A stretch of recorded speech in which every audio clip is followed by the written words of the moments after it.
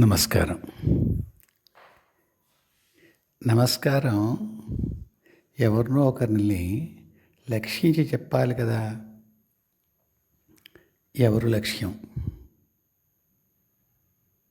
గురుమండల స్వరూపిణి అయినటువంటి లలితా పరమేశ్వరి. మరి ఇంకెవరు లేరా? ఉండరా? మరి ఉంటారు. వందేహం చెప్పిన అమ్మ, రామాయ రామభద్రాయ చెప్పిన నాన్న, సంధ్యావందనం తర్వాత అర్గ్వేదంలో కొన్ని మంత్రాలు, యజుర్వేదంలో కొన్ని మంత్రాలు, నిత్య పారాయణ కోసం చెప్పిన వేద పండితులైన గురువులు, అథర్వణ వేదంలో ఒక మంత్రం నిత్యపారాయణ కోసం చెప్పిన శ్రీవిద్యోపాస ఇచ్చిన గురువు, దీక్ష ఇచ్చిన గురువులు, మహాదీక్ష ఇచ్చిన గురువులు, ఇంకా శ్రీవిద్యోపాసన తర్వాత ఏ హిమాలయ గురువు దగ్గరికి నన్ను పరమేశ్వరి పంపించిందో ఆయన కృప వల్ల, అమ్మ దయ వల్ల ఏ మహర్షులు, గురువులు, దేవతలు, రకరకాల తలాలు, రకరకాల లోకాలు, కొండుకుచూ రకరకాల బ్రహ్మాండాలు, ఇలా నేను నమస్కారం పెట్టవలసింది ఎంతమందికి పెట్టాలి? సరే, నా ప్రయత్నం ఏమిటంటే కొన్ని జన్మలుగా సాధన చేస్తున్నట్టున్నాను.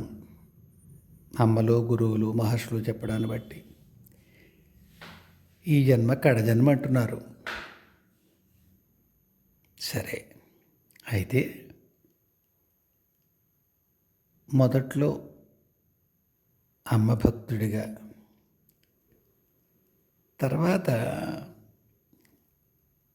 ఒక సాధకుడిగా. అదేమిటి? భక్తుడేమిటి? సాధన ఏమిటి? భక్తిలో సాధన ఉంటుందా? ఉపాసనలో సాధన ఉంటుందా? ఉంటుంది. దాని లక్ష్యం వేరు, దాని గమ్యం వేరు, దాని నడక వేరు. ఒక హిమాలయ గురువు లేదా ఒక ఆధ్యాత్మిక గురువు దగ్గరికి వచ్చిన తర్వాత సాధన యొక్క గమ్యం వేరు, దాని గమనం వేరు.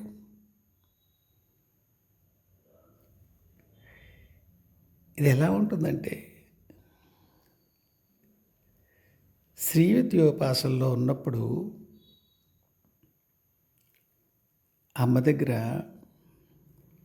అమ్మ చిన్నప్పుడు మీకు తలనీళ్ళు పోస్తుందా? ఇది తెలిసిన వాళ్ళకి గురించి చెప్తున్నాను. ఇప్పుడు కళ్ళంపటి నీళ్లు తిరగకుండా ఉండేటువంటి షాంపూలు వస్తే వాడి గురించి మాట్లాడటం లేదు. కుంకుడుకాయ పులుసు పోసే రోజుల్లో అమ్మ కుంకుడుకాయ పులుసు పోస్తూ ఉంటుంది.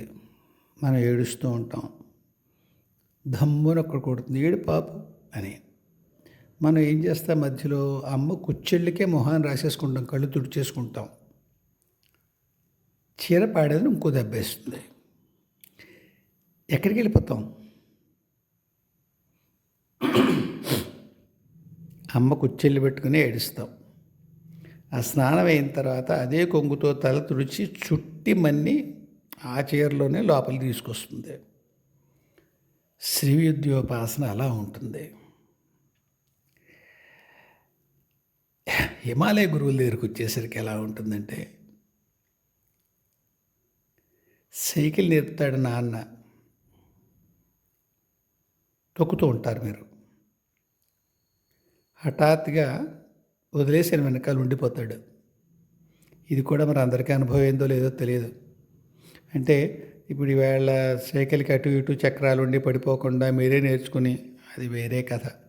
నేను నా అనుభవం చెప్తున్నాను. నాన్న వదిలేస్తాడు. కాపుదలు ఉండదా? ఉంటుంది. ఉంటుందా? ఉండదు. ప్రాణం మిగుల్చి మీ సాధనే ఇబ్బంది పడే పరిస్థితి వస్తే గురువు కలగజేసుకుంటాడు. ఈ లోపల గురువు రక్షణ అంటే మీరు అర్థం చేసుకున్నట్టుగా ఉండదు. చిటికెనలు పెట్టి నడిపించడు. కుండకచో ముఖ్యంగా ఆధ్యాత్మిక సాధన మర్కట కిషోర్ న్యాయంగా ఉంటుంది. గురువు తన దివ్య ప్రణాళిక తను చేసుకుంటూ వెళ్ళిపోతూ ఉంటాడు. అందులో అప్రెంటిస్గా ఉన్న మీకు ఆయన పనులు చెప్తాడు, దానికి కావాల్సిన సమర్థతలు నేర్పుతాడు. అంతే. ఆయన్ని మీరు యామరపాటుగా ఆయన వదులుకున్నారో అంతే సంగతులు. సరే, ఇంత చెప్తున్నావు కదా, నువ్వెవరయ్యా? ప్రస్తుతానికి నాకు అనుమతి లేదు అది చెప్పడానికి. వేరు కారణాలు. ముఖ్యంగా నేను చెప్పబోయే అనుభవాలు మీ స్క్రిప్టెడ్ హిస్టరీలో భాగంగా ఉండకపోవచ్చు.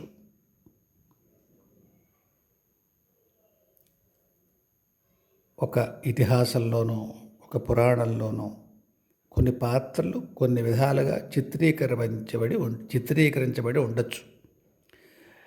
నా అనుభవంలో నాకు పరిచయం అయినప్పుడు వారు మాట్లాడిన మాట, వారి ప్రవర్తన, వారు చెప్పిన కథనం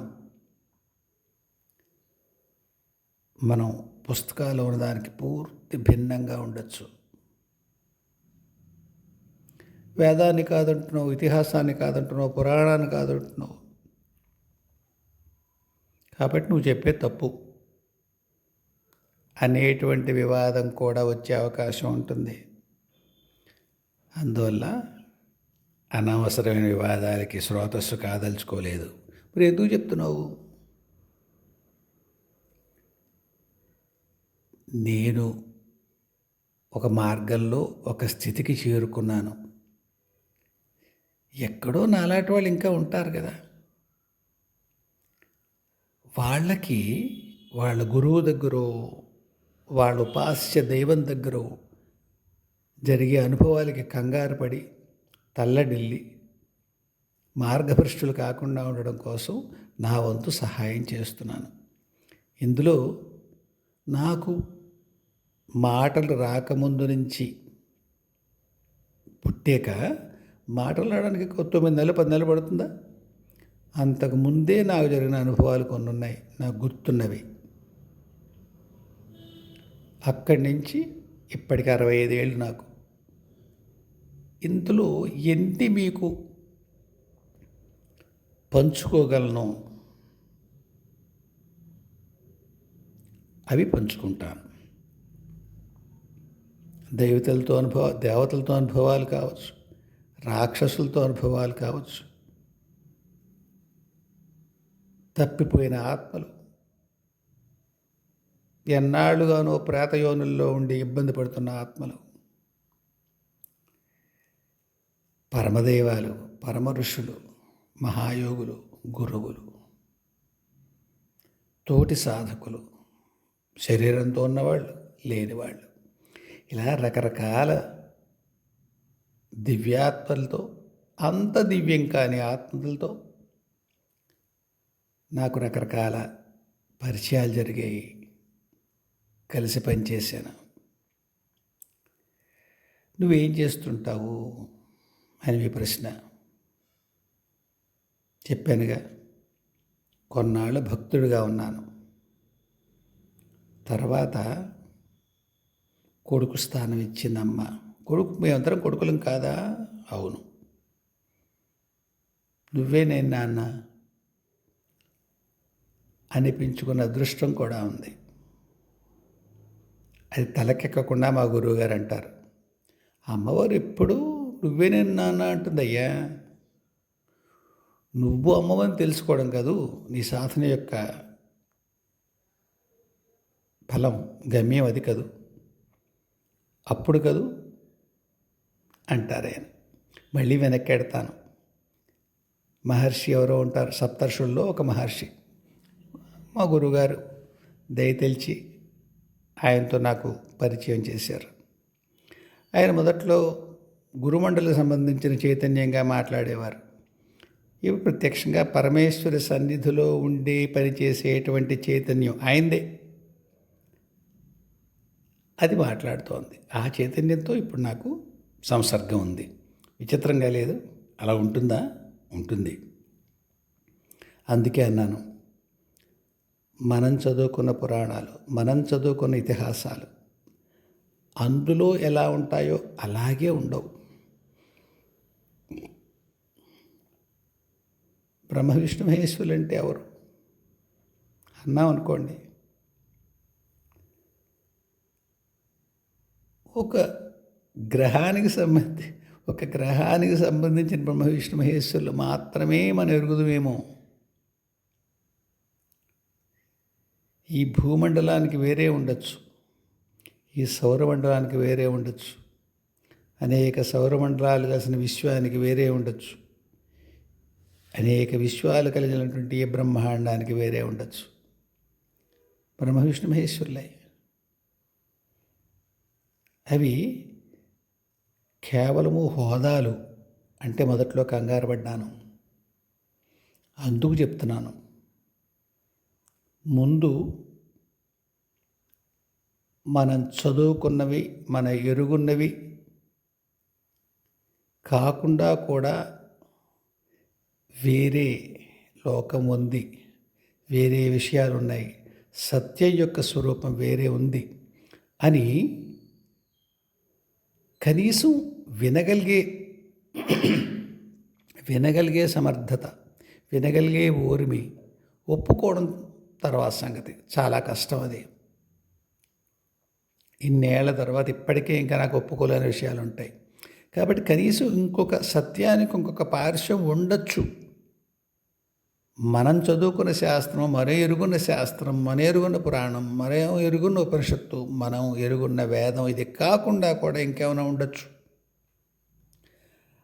అని ఒప్పుకోగలిగితేనే వినండి. 2, నేను చెప్పే ఉదాహరణలో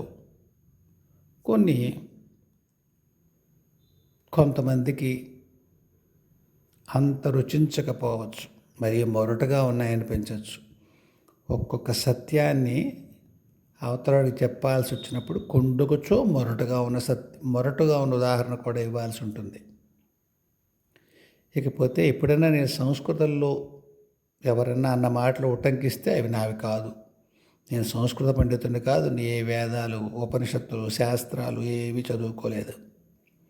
ఇవి పూలను కట్టిన దారంలాగా మా మాతామహులు, పితామహులు, మేనమామలు, తండ్రులు వీళ్ళు సంస్కృతంతో బాగా పరిచయం ఉన్నవాళ్ళు కాబట్టి, ఆ ఇంట్లో పెరిగిన వాడిని కాబట్టి కొంటుకొచ్చు ఏమైనా ఒక మాట, ఓ పదం, ఓ సామెత నీవు టంకించిన అక్కడిదే.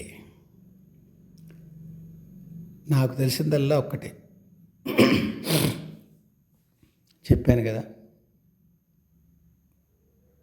మొత్తం అన్నీ శాస్త్రవిహితమైన పద్ధతులే అని చెప్పలేను. చాలా వరకు శాస్త్రవిహితమైన పద్ధతులే, కానీ కొన్ని అలానే ఉండకపోవచ్చు. అందువల్ల నువ్వు శాస్త్ర సమ్మతమైనటువంటి విషయాన్ని నువ్వు చెప్పడం లేదు కనుక నీ మాట వినం. నమస్కారం. వినకండి. కాకపోతే విన్నారు, సత్యం యొక్క వేరే పార్శ్వం యొక్క పరిచయం మీకు ఏర్పడుతుంది. అదే నేను చెప్పదలుచుకున్నది. చెప్పానుగా, పేరు, ఊరంటే హైదరాబాద్ ప్రస్తుతం ఉండేది కాబట్టి అంత వివరాల్లోకి ప్రస్తుతం నేను వెళ్ళను. ఇప్పుడు ఏం చేస్తున్నావు అని ప్రశ్న సమాధానం చెప్తా అన్నా నేను. ఇప్పుడు ఏం చేస్తున్నాను అన్న ఆ సమాధానమే రకరకాల అనుభవాలు. కాకపోతే నేను ఒకే క్రానలాజికల్ ఆర్డర్లో, అంటే చెప్తేనే 60ల్లో పుట్టాను నేను. అప్పటి నుంచి ఇంతవరకు ఉన్నవి అదే వరుస కాలఖండాల్లో చెప్పగలుగుతానా, చెప్పలేనా? అది నేను ఇప్పుడు చెప్పలేను. నా అనుభవాలు కొన్ని ఇప్పటివి, కొన్ని మధ్యకాలంలోవి సాధనలోవి, కొన్ని మరీ బాల్యంలోవి. ఇవి సందర్భాన్ని బట్టి అటు ఇటు అవుతాయి. కాబట్టి కాస్త ఓర్మి పట్టండి. ఇప్పుడు ఏం చేస్తుంటావయ్యా? కొంత గురువుల పని, ఎక్కువగా అమ్మ పని. అది కూడా భౌతికమైన ఈ ఈ ఈ మేధస్సుకు తెలిసేంతవరకు చెప్తున్నాను నేను. భౌతిక మేధస్సు పైన మిగతా శరీరాలతో ఏం చేస్తున్నాను అనేది కొంత నాకు సూచన మాత్రంగానే తెలియబడుతుంది, కొంత తెలియబడదు. సూచన మాత్రంగా తెలియబడింది కూడా ఒక్కొక్కసారి చెప్పచ్చు, ఒక్కొక్కసారి చెప్పలేను. కాకపోతే ఏవి చెప్పగలను అవి కూడా రసరమ్యంగానే ఉంటాయి, కొంత ఒక్కొక్కసారి భేదంగా కూడా ఉంటాయి. చిత్రాలు ఎలా ఉంటాయంటే, ఇంత ఉపాసకుడినైన నాకు ఈవేళకి చీకటి శక్తులు అంటే పూర్తి ధైర్యం లేదు, భయం ఉంటుంది. అది ఎలా సాధ్యం అమ్మా అంటా అనుకోండి. కొంతకాలం ఉండని, చూద్దాంలే, తీద్దాం అంటుందమ్మ. మీకేం చెప్తున్నాను నేను? ఒక స్థితిలో మన లక్షణాలు పరమేశ్వరో గురువు నిర్ణయించి ఉంచడమో మార్చడమో నిర్ణయిస్తారు. మనం అనుకుంటాం కదా మన లక్షణాలు మనమే మేనేజ్ చేసుకుంటామని. ఉండదలా, ఉండదు. ఇకపోతే విషయాల్లోకి వస్తాను.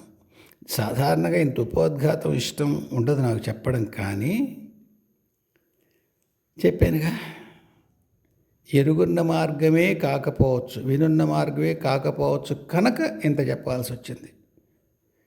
కాబట్టి పునరుక్తి ఎక్కడన్నా ఉంటే కాస్త భరించండి. నో, కథలోకి వస్తే ఇప్పుడు చేస్తున్నది ఏమిటంటే గురువుల పని అన్నాను నేను కదా. గురువుల పనులు ఎలా ఉంటాయో చెప్తున్నాను. ఇక్కడ భౌతిక ప్రపంచంలోకి వచ్చేవి. హఠాత్తుగా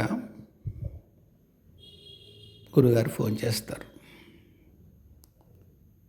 స్వామి, భట్టు ఎలా ఉన్నాడు చూడండి అంటారు. మీకు పేర్లు మార్చి చెప్తున్నాను నేను. ఏ భట్టు స్వామి? మీకు పరిచయం ఉన్నాడు ఆయనే కదా? అవును స్వామి, ఆయనే. ఎలా ఉన్నాడు చూడండి అంటారు.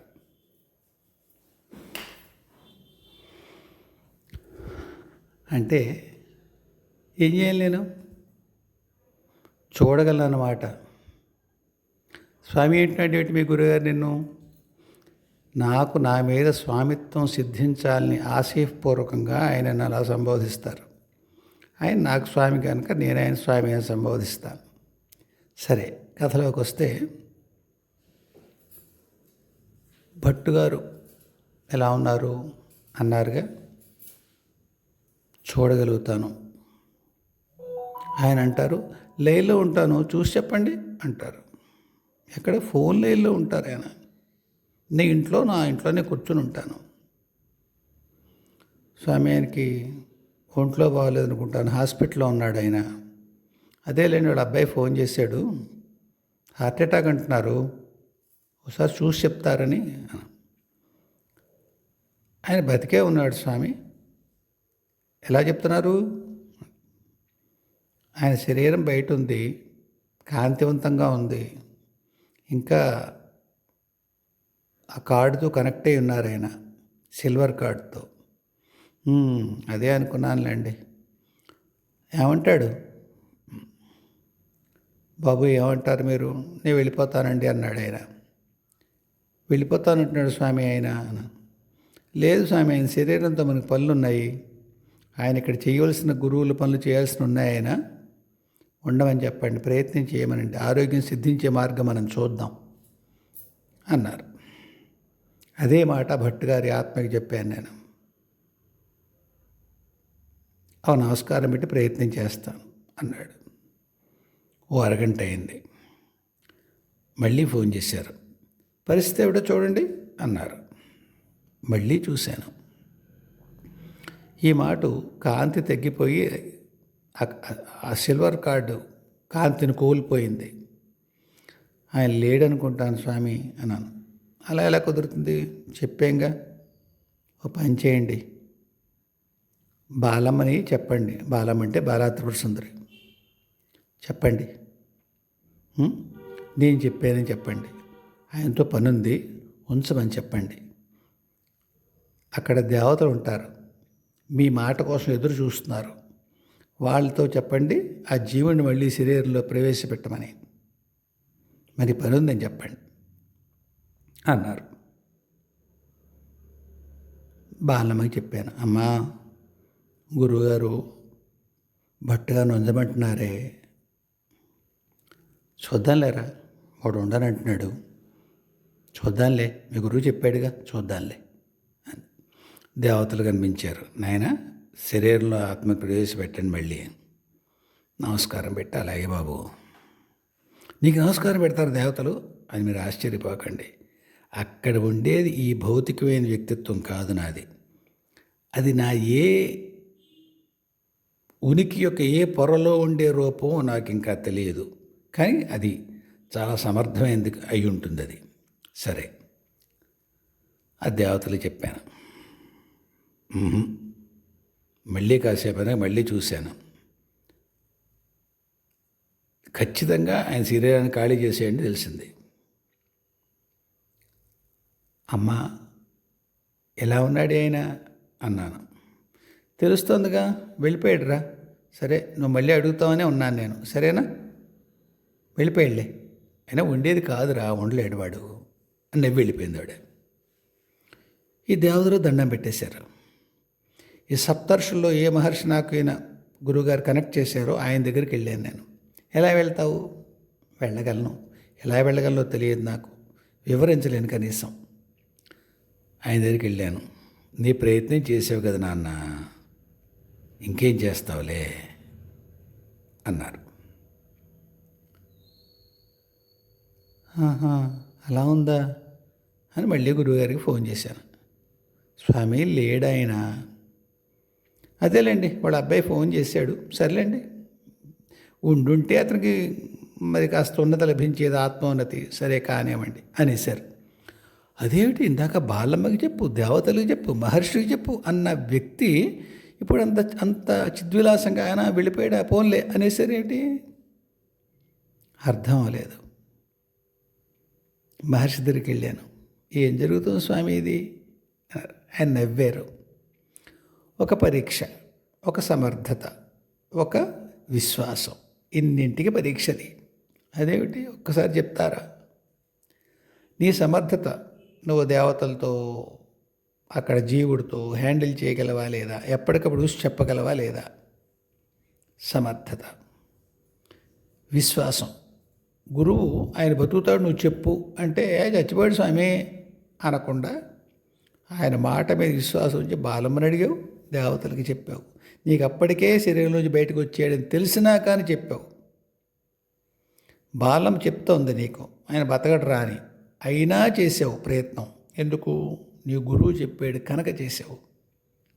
నీకు దేవత చెప్తోంది, నీ ఉపాస్య దేవత, అయినా సరే భౌతికంగా ఉన్న గురువు చెప్పిన మాటను పట్టుకొని ఆవిడని ధిక్కరించలేదు, ఆవిడ్నే అడిగావు కూడా.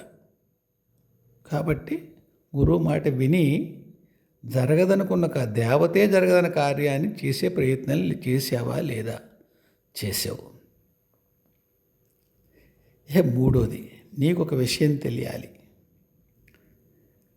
ఆయన ఎందుకు లోపలికి వెళ్ళలేదో కూడా కనుక్కో అన్న. అంటే ఆ జీవుడి దగ్గరికి వెళ్ళాను. నాయన ఎందుకు వెళ్ళలేదు? అయ్యా, నా కుండలిని శక్తి అంటే మీరు అర్థం చేసి, కుండలిని అంటే ఒక తాచుపావులా ఉండి పైకెక్కి మనం అందరం అనేక మహిమలు చూపించి అంతవరకు వెళ్ళకండి. మన జీవితంలో ప్రతి పని చేయడానికి తెలుసో తెలియకో మనకుండే మొత్తం శక్తి అంతా కుండలినే. భౌతికత నుంచి ఆధ్యాత్మికత వరకు ఉండే ప్రతి పని మనం చేయడానికి మన కుండలనే చేస్తుంది మన సహాయం. మీ దైనందిన కార్యక్రమాలు ఏవైతే భౌతిక కార్యకలాపాలు ఉంటాయో అవి కూడా కుండలనే. ఆయన ఏమన్నాడంటే, ఎప్పుడైతే నేను వెళ్ళిపోదామని నిర్ణయించుకున్నానో నా శక్తి మొత్తం విత్డ్రా చేసేసుకున్నాను అన్నాడు ఆయన. అవునా, మరి గురుగారు వెళ్ళమంటే ఎందుకు వెళ్ళలేదు? ఆయన శక్తి ఇస్తా అని చెప్పారుగా. ఇస్తారు బాబు, కానీ ఇంకొక 2 ఏళ్ళు పడుతుంది నాకు మంచం నుంచి లేవడానికి. అదేమిటి, కుండల్ని వెంటనే మళ్ళీ జాగృతం అవుదా? ఇది జీవితానికి శరీరానికి ఉపయోగపడదా? అవుతుంది. మీరు గమనించండి, ఒక పసిపాప లేచి తన పనులు చేసుకుందుకు తానుకి ఎంతసేపు పడుతుంది? 1 ఏడాది నుంచి 2 ఏళ్ళు. ఎందుకని? కుండల్ని ఒక్కొక్కటిగా శరీరంలో ప్రతి అవయవాన్ని నియంత్రణలోకి తెచ్చుకొని భౌతిక కార్యకలాపాలు చేయడానికి సమర్థం అవుతుంది. శరీరాన్ని సమర్థం చేస్తుంది. దానికి అంతకాలం పడుతుంది. నేను ఆ 2 ఏళ్ళు ఇంత శరీరంతో మంచం మీద పడి ఉండాలి. నిజమే, నా వేరే శరీరాలతో గురుమండలి తన పనులు చేసుకుంటుంది. కానీ పసిపాపని ఎత్తి ఆ 2 ఏళ్ళు తల్లో తండ్రో చూసినట్టుగా 60 ఏళ్ల వయసులో అనే శరీరాన్ని నా పిల్లలు సాకలేరు. దుర్భరం అయిపోతుంది. దీన్ని నిభాయించుకోవడం దుష్కరం అయిపోతుంది. అందుకని మీ గురువు గారు చెప్పినా సరే అప్పటికే బయటకు వచ్చేసిన కారణం చేత నేను తిరిగి వెళ్ళలేకపోయాను అన్నాడు ఆయన. ఇక్కడ మీకు ఇది కూడా కొత్త పాఠం నాకు. దీనికి మీరు ఏమంటాం మనం, దక్షయజ్ఞంలో ఒక సంఘటనతో దీన్ని అన్వయింపచేసి ఈ రోజుకి ఇది ఆపుతాను. దక్షయజ్ఞంలో మనం వింటాం, సతీదేవి యోగాగ్నిలో భస్మైపోయింది అని. మరి యోగాగ్నిలో భస్మైపోతే శివుడు అమ్మ శరీరాన్ని భుజం మీద వేసుకుని నాట్యం చేసాడంటారు. భస్మైపోయిన శరీరం ఎక్కడుంది? చాలా కాలం వరకు నాకు ఈ ప్రశ్న సమాధానం దొరికేది కాదు. ఆ వేళ భట్టుగారి ఆఖరి క్షణాలు అక్కడ వెళ్ళిపోయిన తర్వాత ఆయన జీవుడు చెప్పినటువంటి వివరణ తెలిసాక విన్నాక నాకు కథ తెలిసింది. అమ్మ తన శరీరంలోంచి యోగాగ్ని అంటే Kundalini, that's the power which runs the whole system, దాన్ని అమ్మ విత్డ్రా చేసుకుంది. అమ్మ జీవాన్ని శాంతం వెనక్కి తీసుకుంది, అభౌతిక శరీరంలోకి విత్డ్రా చేసుకుంది. అందుకే అమ్మ మళ్ళీ ఉమగా, అదే మన ఎరుగున్న పార్వతిగా జన్మించగలిగింది. మరణించి ఇంకేముంది? శరీరం మరణించడమే అమ్మ మరణించడమే అయితే ఇంకా పార్వతి అవతారం ఎక్కడుంది? లేదు కదా. ఆవిడ జరిగింది ఏమిటంటే, ఆ వేళ కూడా యోగాగ్నిలో భస్మం అవడం అంటే ఆ యోగాగ్ని ఆ శరీరం నుంచి, ఆ అమ్మ ఆ భౌతిక శరీరం నుంచి దక్ష ప్రజాపతి యొక్క కూతురుగా ఉండేటువంటి సతీదేవి శరీరం నుంచి అమ్మ విత్డ్రా చేసుకుంది. అందువల్ల శరీరం కుప్పకూలిపోయింది. దాన్ని శివుడు భుజం మీద వేసుకున్నాడు. తర్వాత విష్ణువు దాన్ని ఖండించాడు. ఎక్కడెక్కడో పడ్డాయి దేహఖండాలు, అవి శక్తిపీఠాలు అయ్యాయి దానికే. కాబట్టి ఇక్కడ ఆ కథకి ఇది అన్వయం. ఎవరికైనా అలాగే ఉంటుంది అంతే. మరి మీరు ఒక ప్రశ్న వేయచ్చు, అనేక మంది మహాత్ములు కొందరిని బతికించారుగా చనిపోయిన వాళ్ళని. చాలాసార్లు ఏమవుతుందంటే వాళ్ళకి అంతకుముందే దైహికంగా అటువంటి ఏర్పాటు జరుగుంటుంది వాళ్ళు తిరిగి రావడానికి. కర్మవశం కానివ్వండి, లేదా వాళ్ళు జీవించడం వల్ల ఇంకెక్కడో ఏదో మనకి తెలియకపోయినా ఒక మహాప్రయోజనం నెరవేరుతుంది. అలాంటప్పుడు మాత్రమే మహాత్ములు ఆ ఎక్స్ట్రా మైల్ అంటామే ఇంగ్లీష్లో, అది వెళ్ళి వాళ్ళలో కుండల్ని అప్పటికప్పుడు జాగృతం చేసి వాళ్ళని తిరిగి సామాన్యంగా జీవితం గడిపేట్టుగా చేస్తారు. కానీ అవి చాలా తక్కువ, చాలా తక్కువ. మామూలు వాటిలో అంత శక్తిని వాడరు. ఆ మహాప్రయోజనం ఏముంటుంది? ఆ వ్యక్తి మామూలు తర్వాత మనం ఇప్పుడు కథలో వినమే అతను ఏదో ఉపయోగపడినట్టు లేదు.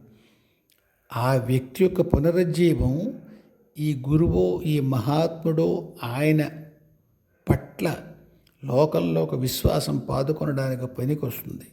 అటువంటి విశ్వాసాన్ని పొందిన గురువు దగ్గర శిష్యులు చేరతారు.